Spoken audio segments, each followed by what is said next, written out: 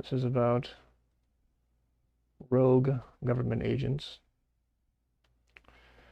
purporting ownership, claiming ownership of your kids and mine. So I'm going to start with this quote right here. This is where it lays it out right here in black and white, right in your face.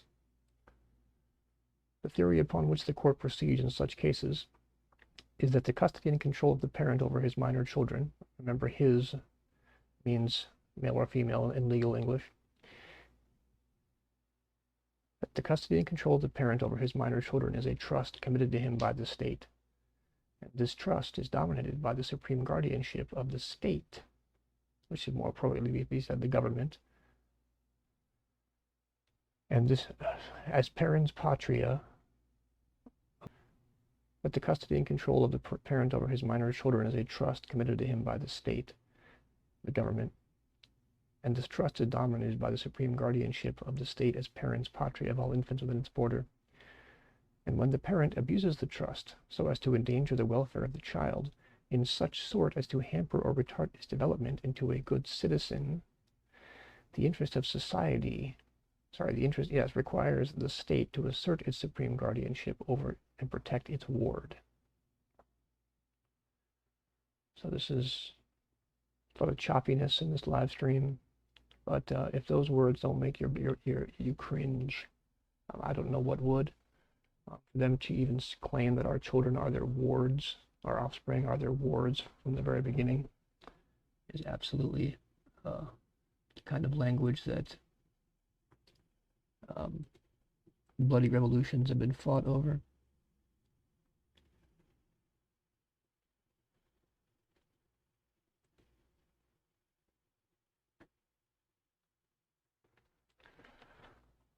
So it's still giving me an error on YouTube here.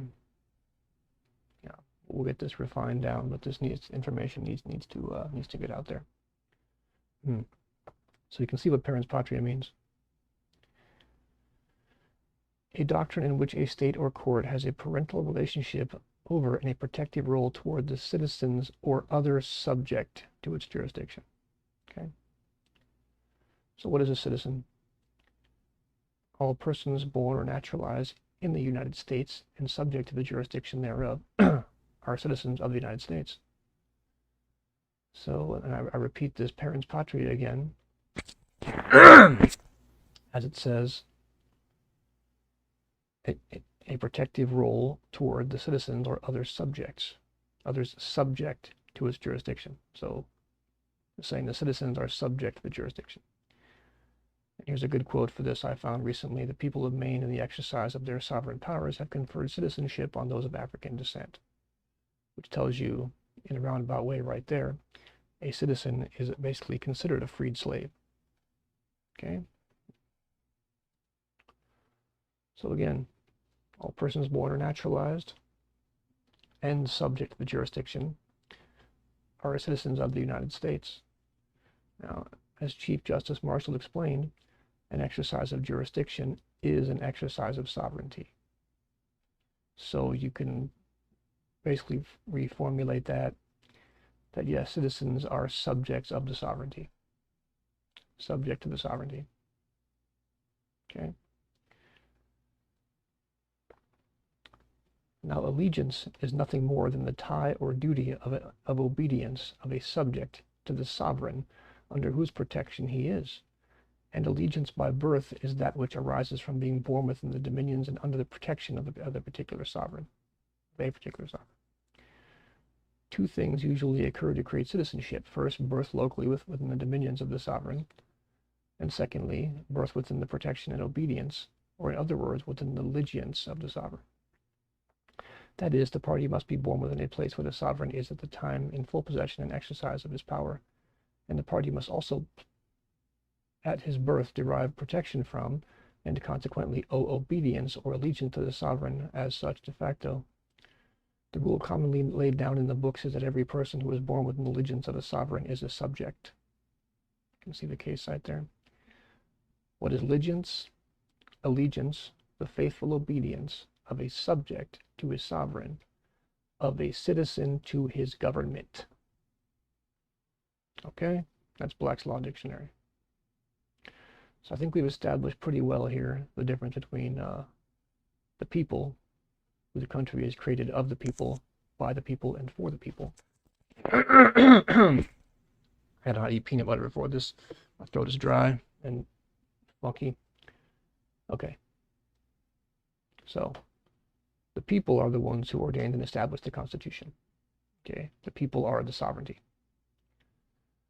The people of this state, as the successors of its former sovereign, are entitled to all the rights which formerly belonged to the king by his prerogative. Lansing versus Smith. After revolution, the sovereignty devolved on the people, and they are truly the sovereigns of the country, but they are sovereigns without subjects, with none to govern but themselves. Chisholm versus Georgia. So if you ever encountered any type of conflict with government agents, generally when they're acting not in accordance with their oath to uphold the Constitution, you know that they will claim immediately that they have sovereign immunity. They'll look at you like you're crazy, like you've gone out of your tree, if you mention the idea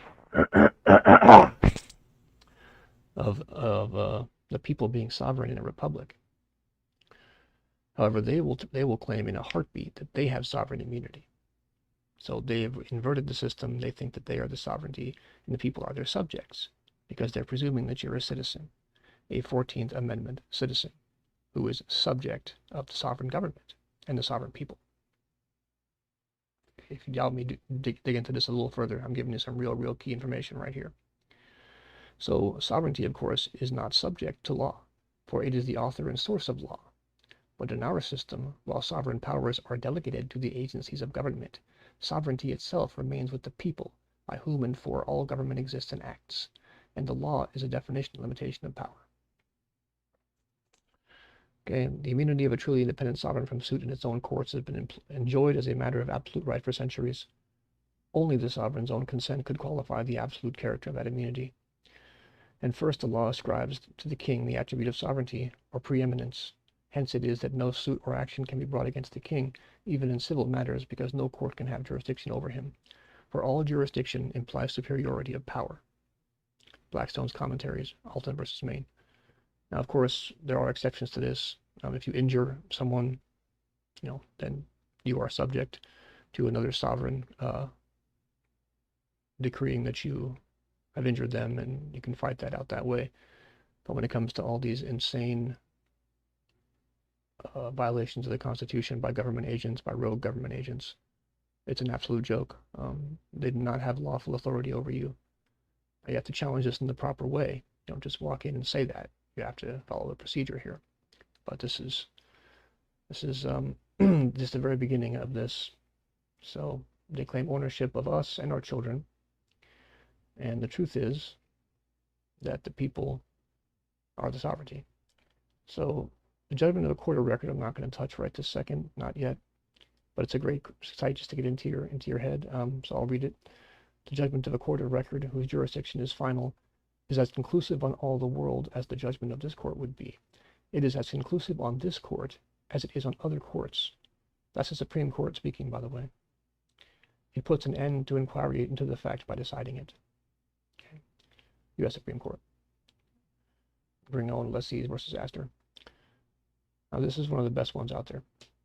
You can look all these up. There are many websites out there that have bad sites. So I always check and double check my sites with official directories. So just bear that in mind. There's many websites out there that will post sites that are not verified. Just saying. So the very meaning of sovereignty is that the decree of the sovereign makes law. Okay?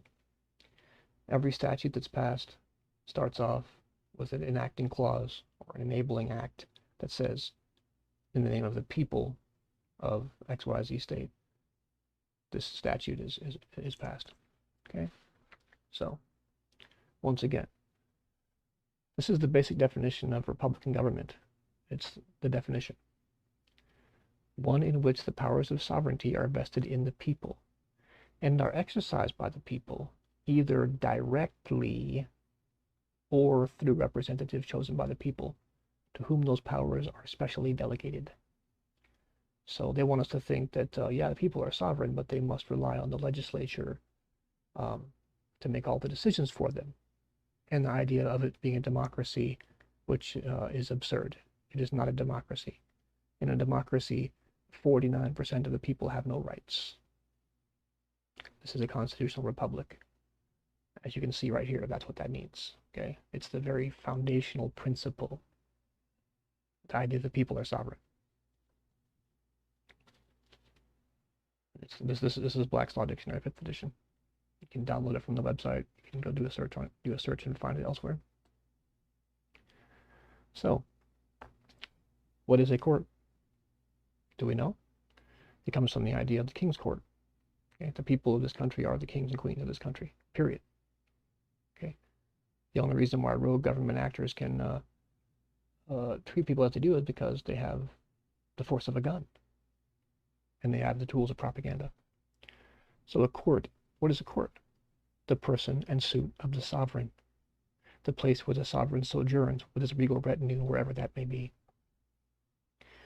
An agency of the sovereign, created by it directly or indirectly under its authority, consisting of one or more officers, established and maintained for the purpose of hearing and determining issues of law and fact regarding legal rights and alleged violations thereof, and of applying the sanctions of law, authorized to exercise its powers in the course of law at times and places previously determined by lawful authority. Now, law is not the same thing as legal. Lawful means common law. Like, you might think of it as constitutional law, but it's the law of the people. It's basically whatever the people decide it is, either through a jury or directly, to one people. And the word people is singular or plural. So another one I found recently, a court is an instrumentality of sovereignty, the repository of its judicial power, with authority to adjudge as to the rights of persons or property between adversaries. Okay. Now, Magna Carta, Article 34. Henceforth, the writ, which is called precipe, shall not be served on any one for any holding, so as to cause a free man to lose his court. Okay, I hope the picture is becoming clear. There are just legions of beings out there that will lambast you. We should be aware of this. This is how the world works. If you tell people that cell phones are bad for your health, they look at you like you're crazy, because everyone else is doing it, so it must be okay. A free man shall not be deprived of his court. Okay? And in a republic, the people who are sovereign may choose to exercise their power either directly or through representatives chosen by the people. And once again, it restates that here. A court is an agency of the sovereign, created by it directly or indirectly under its authority. Okay? Now, as far as the Magna Carta goes, it is one of the roots of all of our law. It's one of the first times in history people actually had rights, and we're not just subjects of the king.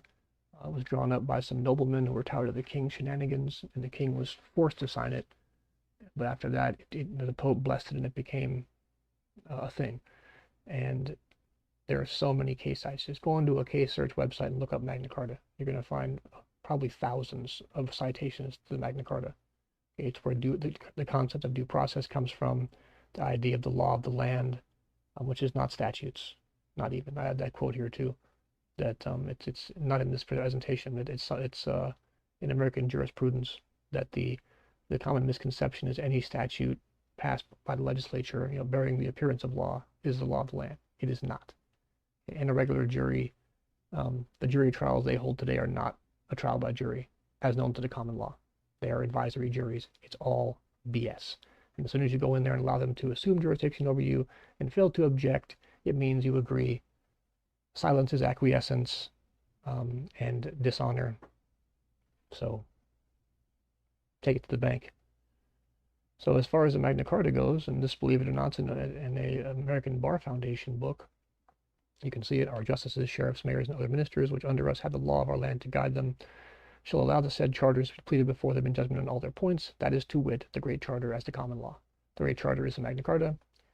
Confirmatu Cartarum is pretty obviously Latin for the confirming charter.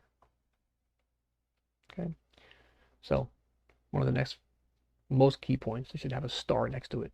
A court of record. Okay, all courts in the country are supposed to be courts of record, and you can look this up even in the statutes. For example, I'm in Wisconsin right now.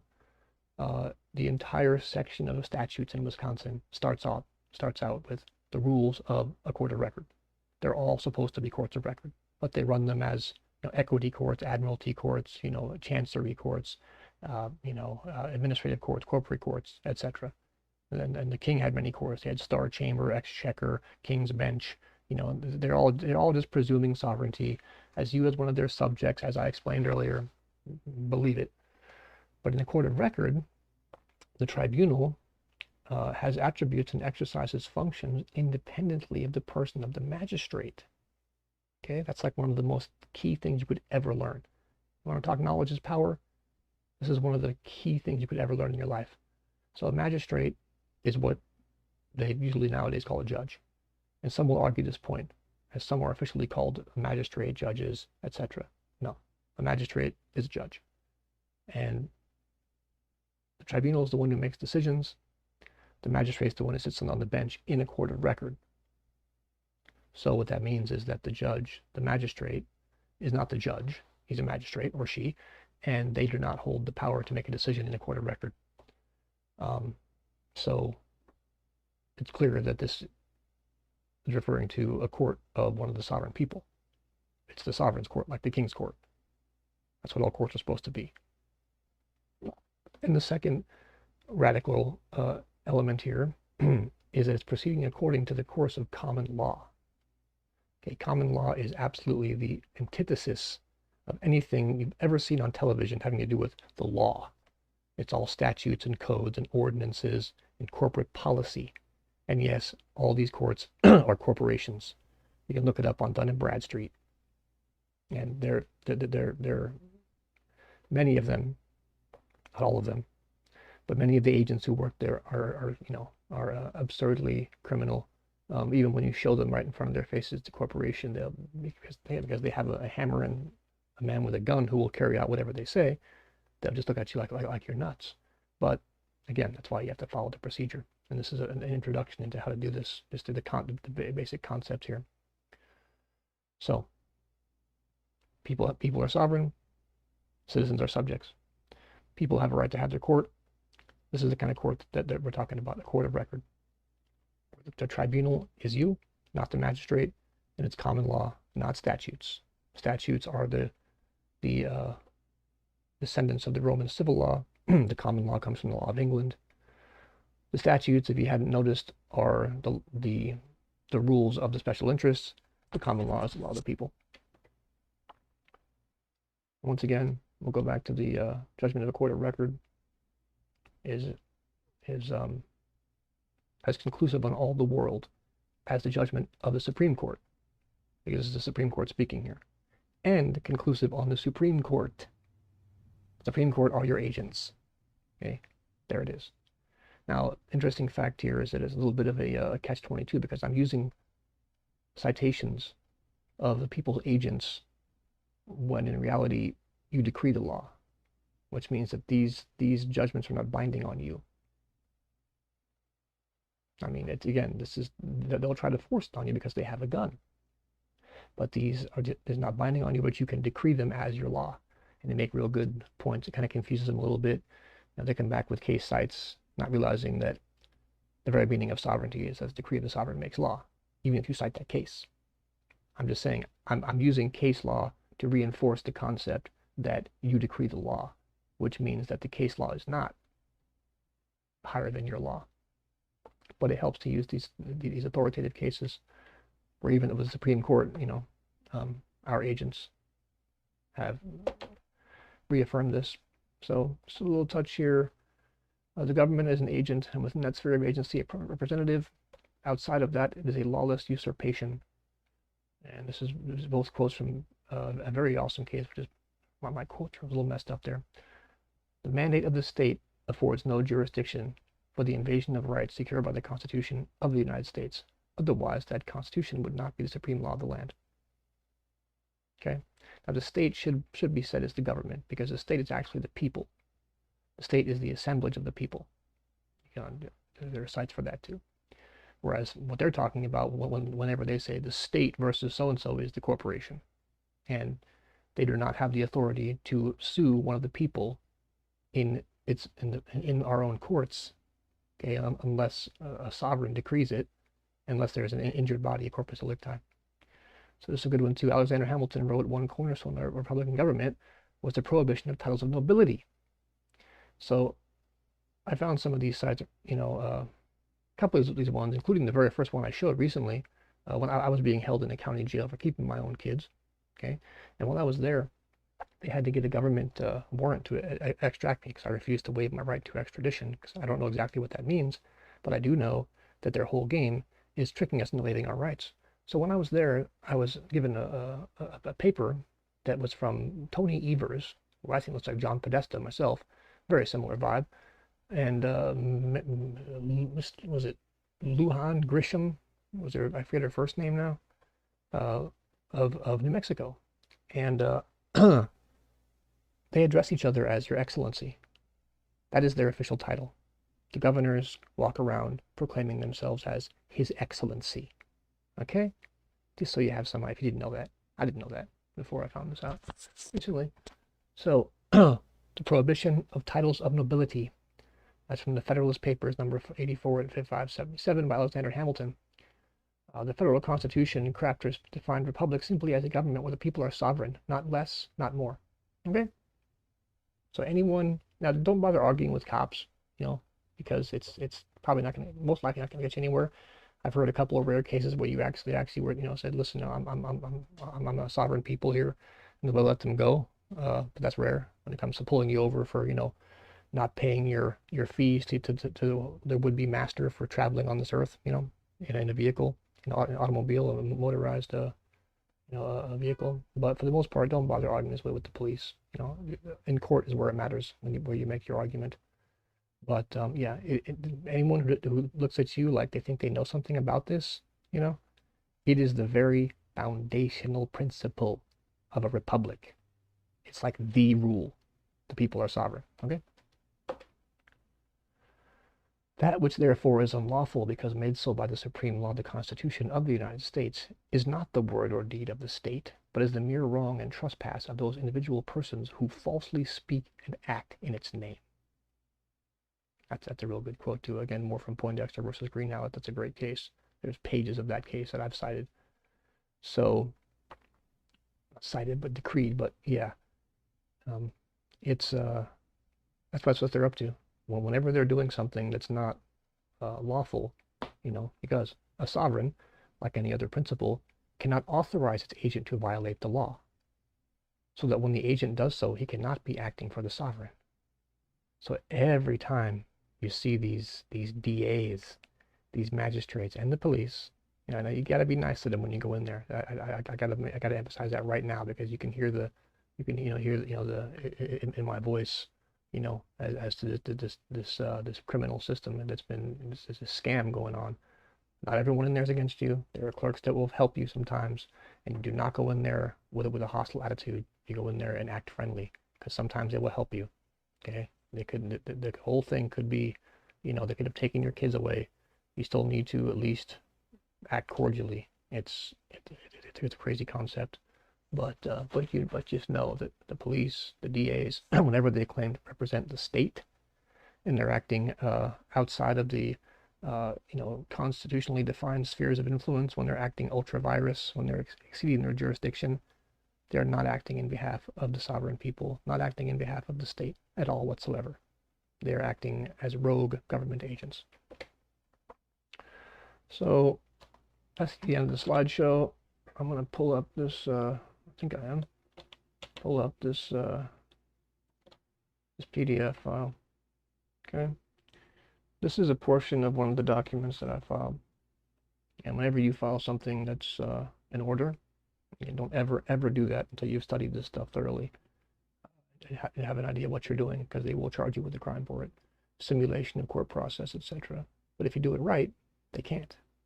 I've done it like probably 10 times now in various county corporations, and the appeals court of Wisconsin, which also is a corporation, and which also has the same clerk as the Wisconsin Supreme Court.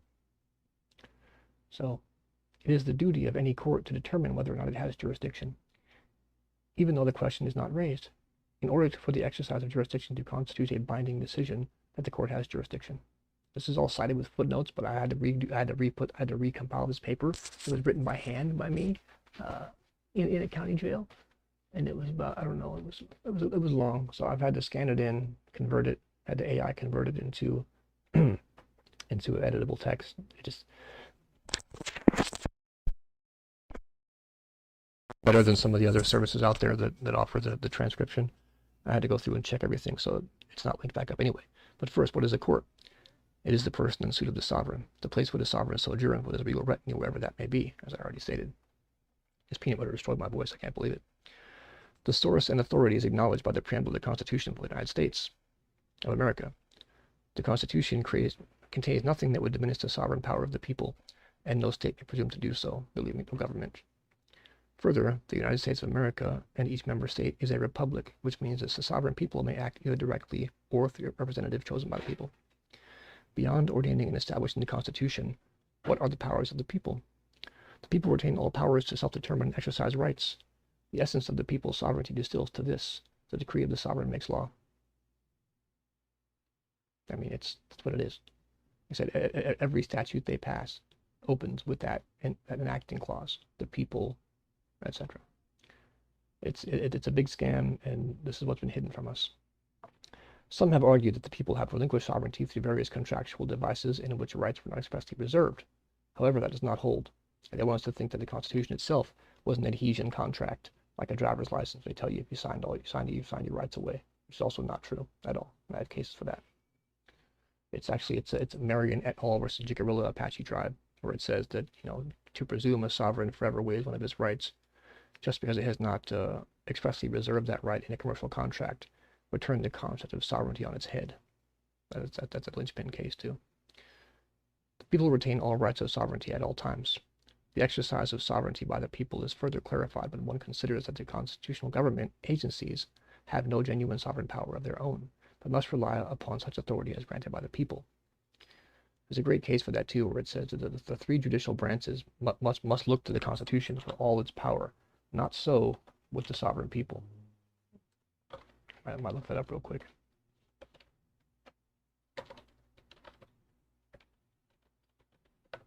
That's such a good case.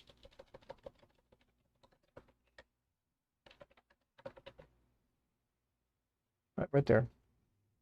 By its provisions, the three branches of our government, legislative, executive, and judicial, are created. Now, the three branches of government, I'm sorry, I didn't say now. The three branches of government must look to it for all their power and authority. Not so with the sovereign power, the people. Okay? Now, some will argue this was in Georgia, so if you're living in California or Wisconsin or New Mexico, honestly, again, you're decreeing it, and this is a statement not just made about statutes in Georgia. So, the exercise of sovereignty is further clarified when one considers the constitutional government. I read that already. This, then, is the sovereign power by which this court is created. Okay? The Constitution for the United States of America mandates that the judicial power shall extend to all cases in law and equity arising under this Constitution, the laws of the United States, and treaties made, or which shall be made under their authority. Now, this is all cited. That is, I don't have the footnotes put in yet. I had to recompile this whole thing, recompile it. This is a case at law, i.e. proceeding according to the common law in a court of record. I'm going to pull up one more thing for you.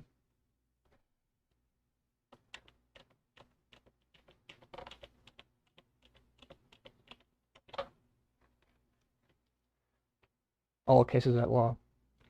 Within constitutional guarantee of jury trial refers to common law actions as distinguished from cases in equity or other and certain other proceedings.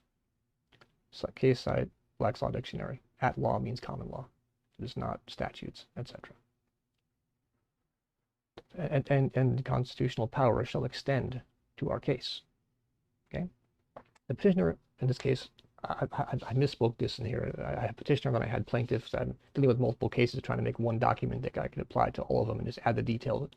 Again, I was dealing with having to write by hand, having a way to get copies made, and a lot of fun.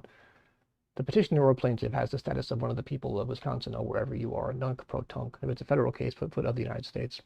Nunc pro tunc means from the beginning. People of Wisconsin have the prerogative of claiming sovereign immunity in cases such as this one. Now, here's a key point for you. You don't be their attorney. You do not be their attorney. Okay? You don't tell them you don't tell them up front, there's no injured party, therefore you have no jurisdiction. You let them figure that out. You don't state that until the end. This actually is from a part of the case. It's at the end, but in your original counterclaim or your original pleading, do not tell them there's no injured party. You let them figure that out, okay? That's what I'm referring to when I say in cases such as this one. This extraordinary attack by the state of Wisconsin against one of the people of Wisconsin, me, as my name, requires to say atypical method in dealing with this matter. I should say of dealing with this matter. I think, regardless. The petitioner is sui juris and not represented by an attorney. Actually, this is a PDF, can't edit it. The status of the people of Wisconsin as sovereigns of the state of Wisconsin is a non-justiciable political question upon which the Wisconsin courts and district attorney cannot trespass. No disrespect is intended to the magistrates of Wisconsin, for they are the mirror of the sovereign people, the people's agents.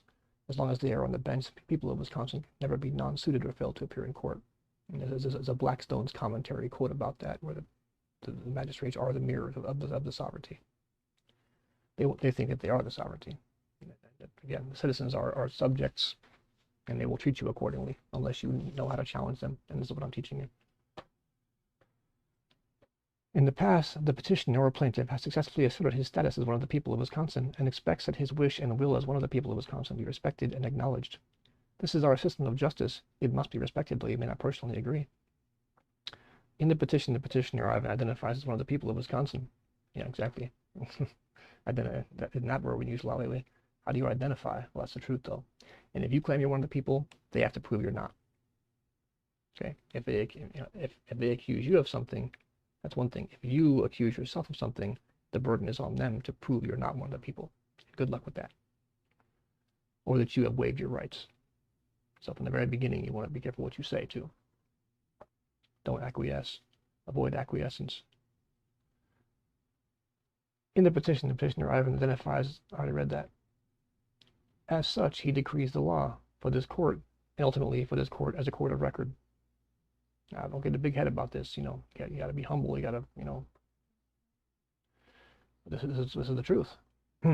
Further, subsequent courts involved were shown to lack jurisdiction, thus they were courts of inferior jurisdiction, even though otherwise courts of general jurisdiction. Okay, so a court of general jurisdiction is one proceeding according to the common law, and inferior courts are one proceeding according to special or limited jurisdiction, according to statutes, etc. And there's all kinds of case sites on that. I'm not going to pull it up right now, but it's all in the papers. Further, when jurisdiction was challenged, all of the respondents ignored the challenge and assumed the jurisdiction without proof. That's another thing. When you challenge jurisdiction, they have to prove it. And they'll ignore you, but they're wrong, and they can get caught up for it if you follow these directions, which is this just an introduction. If you follow this procedure, which is, I'm not getting into procedure yet, it's giving you the foundation here. If you follow the proper procedure. So they are courts of general jurisdiction unless they're proceeding according to statute. Then again, they become courts of inferior jurisdiction, even though otherwise courts of general jurisdiction. That's kind of an important point there. It is an important point. Further, when jurisdiction was challenged, all of the respondents or counter-defendants or defendants ignored the challenge and assumed the jurisdiction without proof. Counter-defendants were given full opportunity to prove jurisdiction and failed to do so or make any attempt at proving jurisdiction. The magistrates, various attorneys, and officers of the courts involved do not have the same status as enjoyed by the people of Wisconsin. They are persons, as defined in the Penal Code and subject to said Penal Code. They all owe allegiance to the state, the people of Wisconsin, not us owing allegiance to them. Okay? You follow me? There is no qualified immunity for those persons who misbehave in this case. Everyone is aware of the status of Ivan as one of the people of Wisconsin. People of Wisconsin are the state. That's what's up right there as well, as I said, to put it in a modern slang. Talk about that too. There are three languages. There's business English, slang, and legal English. Very important to know what you're saying. If a person not one of the people as defined in the Penal Code comes before an inferior court, which is neither acting as a court of record nor proceeding according to the course of the common law, the judge has two primary functions, magistrate and tribunal. When a sovereign people of Wisconsin is in his court of record, he assumes the mantle of the tribunal independent of the magistrate. The language of the judge or magistrate's role in the proceedings is limited to that of a magistrate, authorized only to dismiss the case with prejudice. The people of Wisconsin expect judicial integrity from those who sit on the bench as their mirror image. It is the judge's duty, obligation, and responsibility to do the wish and will of the people of Wisconsin. Petitioner Ivan's authority is rooted in the history and philosophy of our system of constitutional law and justice in Wisconsin. All courts in Wisconsin are courts of record, and that's in the statutes even. Okay? All courts of record proceed according to the common law. Without sovereign decree, statutes and codes have no standing in a court of record. Some of this text I've taken from people I've learned from, generationally.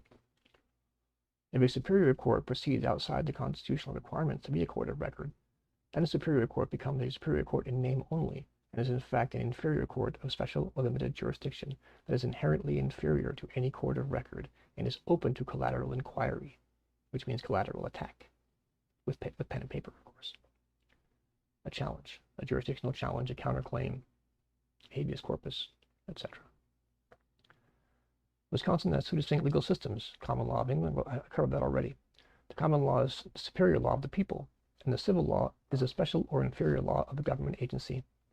Because the United States Constitution guarantees to each state a Republican form of government, cites where I pulled that from, the law of the people outranks the law of the government.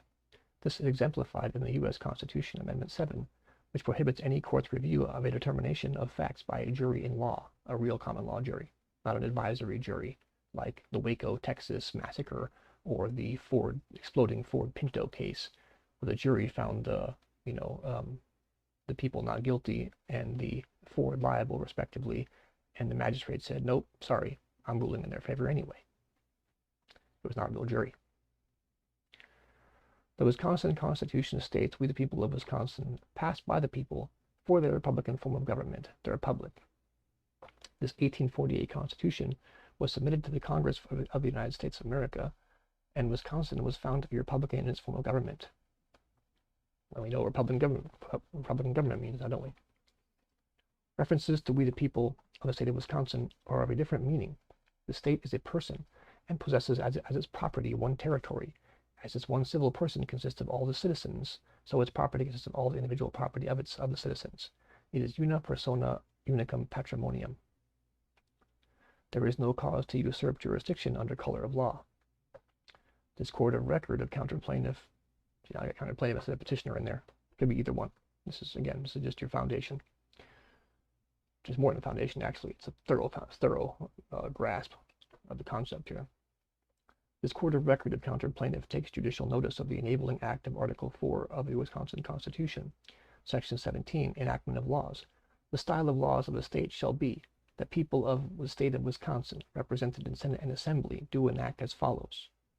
That's how we decree the law, through our representatives. Sovereignty is individual, not collective. Those who wish to exercise their plenary power, means like their plenary, I'm not going to try to define that right now, it's like your direct power, basically, for their own defense, do so individually, not in relationship to other people with the same status. The concept of sovereignty stands on its own. The sources cited herein and in the law of the case will show that sovereignty is a respected and valid concept that may be used when needed by the people of Wisconsin. The petitioner has chosen an action at law, which means a suit is an equity, a lawsuit, action is at law, in a court of record. We know what that is. The Constitution for the United States of America acknowledges the people's rights to the common law of England as it was in 1789. What is the common law? It does not consist of fixed, absolute, and inflexible rules, but broad, comprehensive principles based on justice, reason, and common sense. Magna Carta says, henceforth, the writ which is called Parte E.R.G shall not be served on anyone for any holding so as to cause a free man to lose his court. In this case, the free man's court is the court of record of counterplaintiff as above entitled. The Constitution of the United States of America, Article 3, Section 2-1 says, the judicial power shall extend to all cases in law and equity arising under this Constitution. I already went over this. The laws of the United States. The judicial power is therefore extended to this case at law in the above entitled court of record. An exercise of jurisdiction is an exercise of sovereignty, as I already cited that one for you, as explained by Chief Justice Marshall. The people are truly the sovereigns of the United States and of each state, and are not required to look to the Constitution, as are the three branches of government. I cited that case for you too. That's a heck of a case. The People's Court possesses the highest authority, sovereignty. There might be a typo there, but the point is there.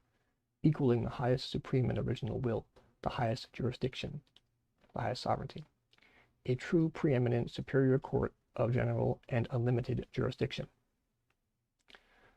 The government of the United States is the government ordained by the Constitution and possesses powers conferred by the Constitution. The original and supreme will organizes the government and assigns to different departments their respective powers.